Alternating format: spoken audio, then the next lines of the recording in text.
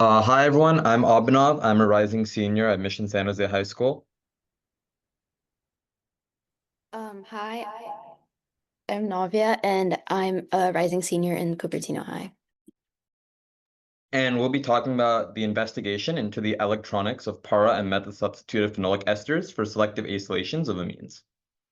So just a quick outline of our talk. We'll be going over the background of chemoselectivity and how many people previously have shown different methods of accessing unique compounds through many selective methods.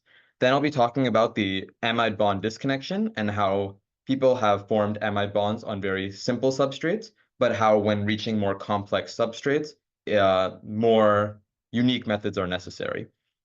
Then talking about our synthesis of our phenolic ester library and how we investigate their usage in their chemoselectivity and their application on similar motifs, and then some acknowledgements. So just a little background on the current field of chemoselectivity and how it's been used in many different ways. So there are many previous reports of people that have been able to access chemoselective reactions by either altering the temperature, the reagents used, the solvent used, or the catalyst used. And they formed many different unique reactions. For example, in this first one, they're able to control what rings they form when they close the ring, depending on the catalyst they used, whether it was a copper catalyst or other metals. And also people have shown previously over here that when you change the temperature of a reaction, you can actually control what the final ring that's formed in your reaction is.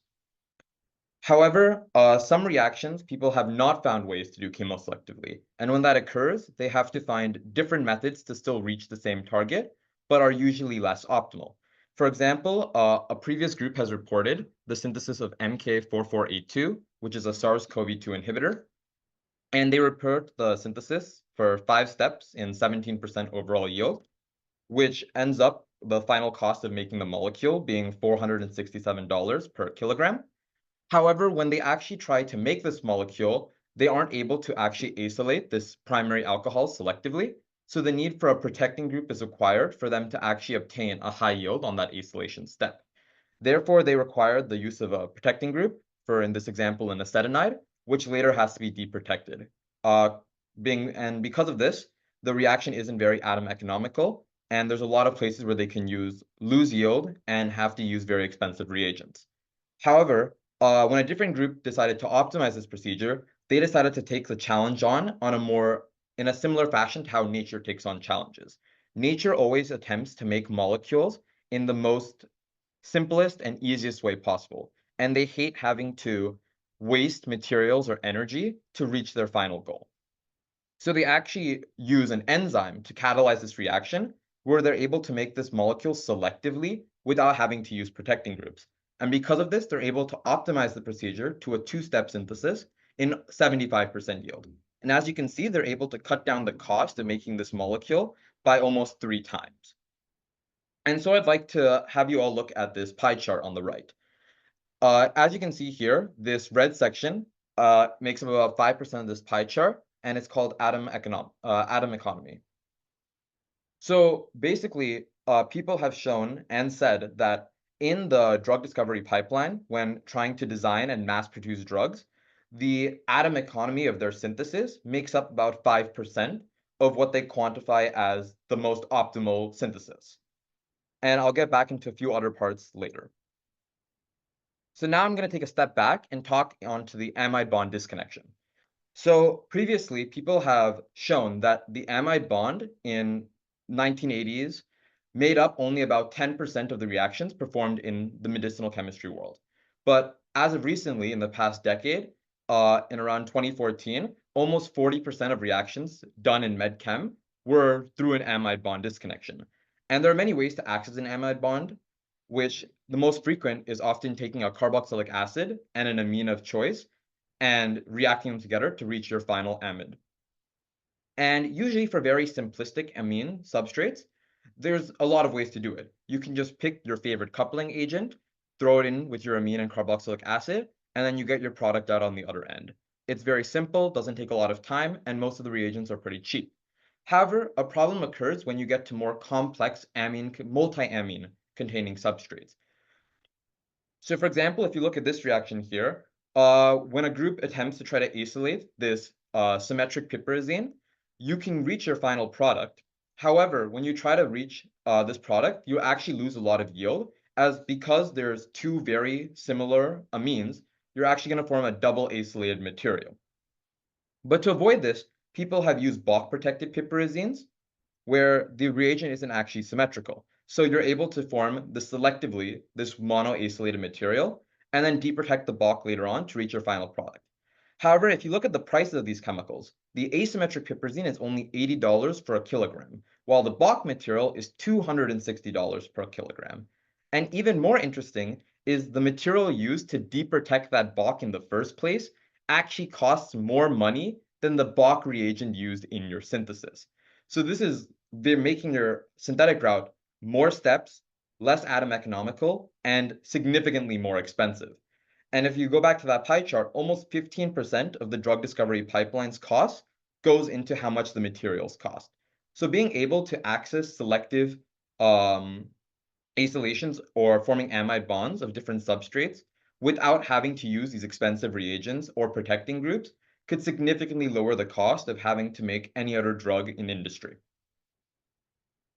And then some last background I want to give is a few recent papers in 2021 from the Heller lab at LMU, which actually showed that if you have a substrate with two nucleophiles, which they show an alcohol and amine, depending on the base and their unique leaving group, they can actually control which product they form selectively.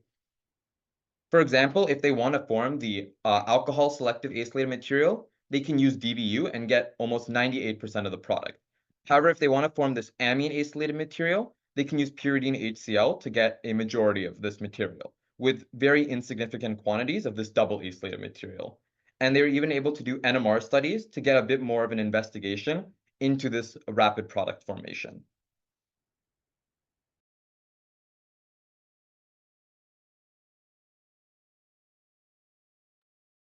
Okay. So going more into our project, we synthesized a phenolic ester library of 10 different analogs with mostly great yields and two lower yielding analogs. So we synthesized phenolic esters with 3 and 4 substituted groups, which are a mixture of electron donating and withdrawing groups and a full set of halogens. Here are the 5 amines that we chose, which are similar but still slightly different to be able to access chemoselectivity. So if you see 1 and 5 are both cyclic and primary, but one is aromatic and then the other is non-aromatic. 2 and 4 are both aliphatic amines, one's primary, one's secondary. 3 and 4, both secondary amines, one's heterocyclic and one's aliphatic. So now to understand the reactivity of different amines with a basic acid chloride, which was our starting material that we used to synthesize our phenols, we wanted to understand through a control experiment to see the selectivity between the amines. Basically, to understand what's the selectivity when you use the acid chloride and not the ester. So to start, when we compare the methylpiperidine versus all of the other amines, since it's the most hindered one, it's very difficult to get selectivity against the other amines because the other amines are more favored to react over the methylpiperidine. Now comparing aniline to the other amines, except for methylpip, we also struggle to get reactivity because when we use the acid chloride, which is such a reactive functional group, it'll more prefer to react with the least hindered amine, and due to aniline being the most hindered in this set of amines, it's more favored to react with the diethylamine, butylamine, and cyclohexylamine over the aniline, so making it difficult to acylate the aniline. And now when we react the cyclohexylamine with the butylamine, we see that we get base-controlled selectivity. So when we use DBU, we get full selectivity to the butylamine, and when we use DBU, we get full selectivity to the cyclohexylamine. And then the last two amine combinations, we get a mixture of both with both DBU and DBU. So now that we knew what the selectivities with the acid chloride was, we wanted to investigate what our esters' reactivity, selectivity, what their reaction rate is, and if there are any correlation with the substituent effect. And so when we first investigated cyclohexylamine with aniline, we saw that all of them had sluggish conversion except for cyano, where we saw expedient reactivity. As you can see with the acid chloride, it was impossible to get high reactivity of the aniline, but with these esters, we were able to get full selectivity for the aniline. And due to it being a primary amine, being acylated, these esters have a high difficulty in getting in acylating, so they had really sluggish reactivity. However, when we used a very high Hammett value or a very electron withdrawing phenol like cyano phenol, we get expedient and high selective reactivity. So now if you analyze the NMR, the peaks with the red dot show the trifluorotoluene or our internal standard, making sure that all the compounds are the same across all the runs. The dark blue dot shows our starting materials. The green is the aniline product, and the purple and the blue are our excess phenol. Again, with the acid chloride, it's impossible to get high selectivity with the methylpiperidine, but with these esters, we were able to get full selectivity for the methylpip. Same thing with this. The highest selectivity you could have gotten with the methylpip was 62% with the DBU, but with our esters, we were able to get full selectivity. And we also had a reverse Hammett correlation selectivity, as you can see with the nitro and the cyanophenol. This was again methylpip acylated product, and so these were the slowest, and it took around a week. It also has a reverse Hammett correlation, so the lowest values are sluggish, and also they form mixtures, as you can see with the methoxy and the base. So with the butylamine and methylpiperidine, they all form mixtures, and there's a trend that we notice, which is the nitro, which has the highest Hammett value, has the best selectivity for methylpip, and methoxy, which has the lowest Hammett value, has the best selectivity for butylamine. And again, with the acid chloride, it was impossible to get high selectivity for the diethylamine, but with these esters, we were able to get full selectivity. And for diethylamine and butylamine, it's fully selective for diethylamine. And then after we investigated these selectivity with our amines, we wanted to further show that this is actually applicable on a larger substrate scope. So we decided to begin synthesizing these esters on a huge variety of different functional group containing compounds. So we created these substrates from both acid chlorides and acids, whichever ones we had in inventory, where we were able to use a DCC coupling to create the phenols from any carboxylic acid. And we used triethylamine to form the phenol from any acid chloride. We were able to make a few of these substrates with a few very interesting ones, like this adamantine-containing substrate and the cinnamoyl-containing, with the rest of them still being pending to make. So far, when we've used these substrates in investigating the reactivity, we saw that this 4-fluorobenzoyl acetal containing substrate was actually able to get the same unique full selectivity across all the runs in a similar vein to the original phenolic esters we synthesized. However, when we used these two substrates here, we actually saw they had significantly more sluggish conversion when we used the chloroesters compared to previous experiments. But we still saw that when we used the nitroesters, these reactions completed very quickly, with some reactions only needing an hour to fully acylate the material necessary.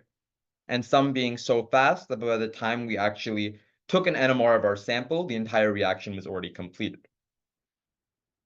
In addition to this, we were wondering if we could actually use these phenols to acylate very hindered amines. So an example of a very hindered amine is right here. It's a 2266 tetramethylpiperidine. And we were wondering if people have been able to previously acylate this material using an acid chloride. And when we threw this reaction search into SciFinder, we actually saw that no one has ever been able to make this substrate before, with 0 reported reactions for this compound. And actually, a similar substrate where that C4 fluorine was actually a chlorine has been previously made, but as you can see, the conditions were very bad, having to run the reaction at -78 degrees with chlorotrimethylsilane, and also the yield only being 5%, which is very small and not really applicable on larger scale. So then we decided to use our esters and see what happens. So on the left, we ran an experiment where we took an NMR of just the original acid chloride on 19F benchtop NMR.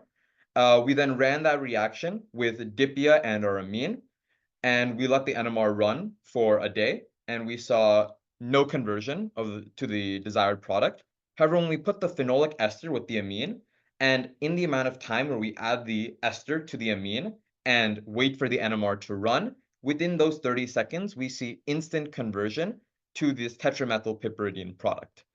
And if you actually leave that acid chloride in the NMR tube for 18 hours and wait for the reaction to happen overnight, you actually form none of this tetramethyl product, and you actually form the hydrolyzed material instead. So the water in the DPO or in the DCM doing a hydrolysis was more favored than actually doing this acylation over 18 hours, which is very interesting. And then some acknowledgements is we would like to acknowledge our group members, Caroline Chen and Ellie Liu, for helping on these experiments, our advisor, Dr. Edward New, for giving guidance, and our group members for supporting us across this project, and for ASRP for funding this project. Any questions?